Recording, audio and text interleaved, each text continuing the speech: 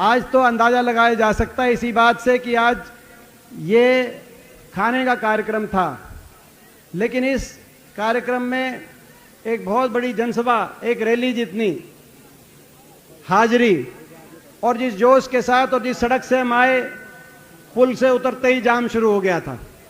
अभी भी जाम लगा हुआ है चारों तरफ।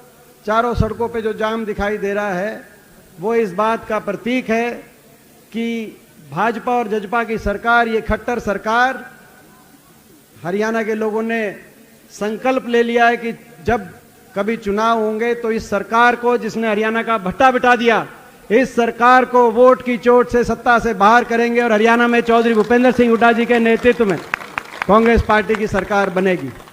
मैं लंबी बात या भाषण मैंने कहा कि आज नहीं, मगर मैं एक बात आपको बताना चाहता हूं। आज हरियाणा के कोने कोने में हम जा रहे हैं, हर रोज कहीं ना कहीं कोई कार्यक्रम है, आप लोग भी कहीं पहुंचते हैं।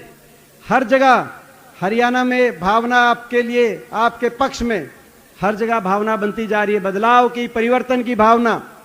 और पूरा हरियाणा आशा भरी नजर से चौधरी भूपेंद्र सिंह हुड्डा जी के नेतृत्व की तरफ, कांग्रेस पार्टी की तरफ आशा भरी नजर से देख रहा है। और उसे वो जो भावना है, उस भावना को सिरे चढ़ाने के लिए अगर सबसे ज्यादा जिम्मेदारी बनती है तो इस इलाके की बनती है, क्योंकि ये जो है गृह क्षेत्र कहा जाता है, ये हमारा अपना इलाका है।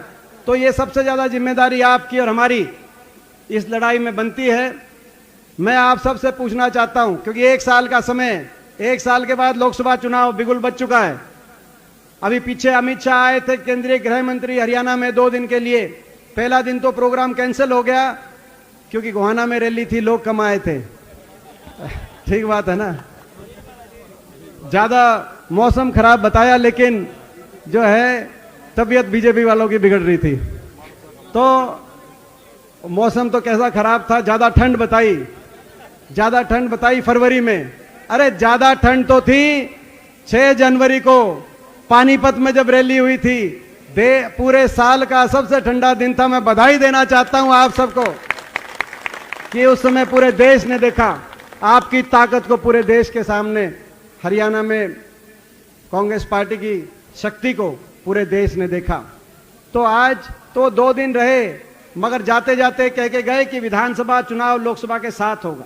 यानी कि वो समझ गए, अमित शाह केंद्रीय गृह मंत्री, वो समझ गए कि भाजपा के जो सरकार है, खट्टर सरकार, लोकसभा के बाद इनके पंजे उखड़ जाएंगे।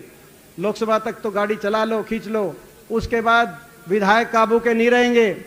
ऐसे ऐसे विधायक और ऐसी पार्टियां जिन्होंने लोगों के विश्वास से विश्वासघात करके, जेजेपी जैसी पार्टी लोगों से विश्वासघात करके सरकार दोबारा बनाने का जिन्होंने काम किया है, उनके विधायक, भाजपा के विधायक काबू के नहीं रहेंगे लोकसभा के बाद, इसलिए 7 इलेक्शन करा दो, ये कह के गए।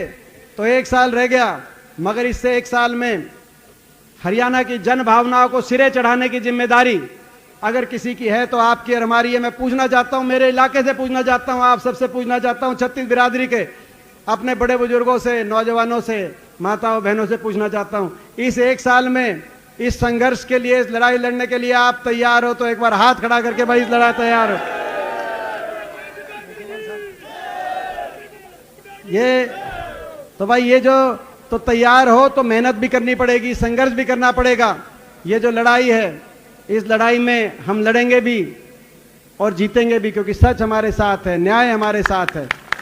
हरियाणा को विकास की तरफ लेके जाने की, खुशहाली की तरफ लेके जाने की, आपस में मजबूत चट्टान की तरह भाईचारा हरियाणा में हो, खुशहाली हो, विकास हो, नौजवान का अच्छा भविष्य हो, ये हमारी लड़ाई है।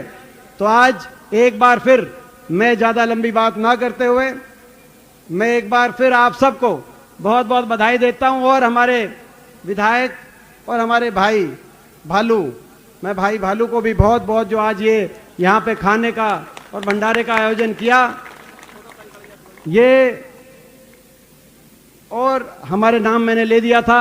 मैं एक बार फिर स्वागत करता हूं जो हमारे पूर्व विधायक पदम सिंह दैया जी, वो भी कांग्रेस पार्टी में आए हैं, उनका बहुत बहुत जो है। और मैं समझता हूं कि जो भी कोई हरियाणा में राजनीति की नैतिकता जिसमें बची है, जो जेजेपी का कोई और भाजपा का कोई ऐसे जो लगातार कांग्रेस में शामिल लोग हो रहे हैं, और जिनमें है वो आने वाले समय में। प्रेस वाले पूछ रहे थे कि और कौन शामिल होंगे, तो मैंने कहा जिनको लोग चाहेंगे और जिनको कांग्रेस चाहेगी वो सारे शामिल होंगे भाई। मैं आज प्रेस वालों को बताना चाहता हूं।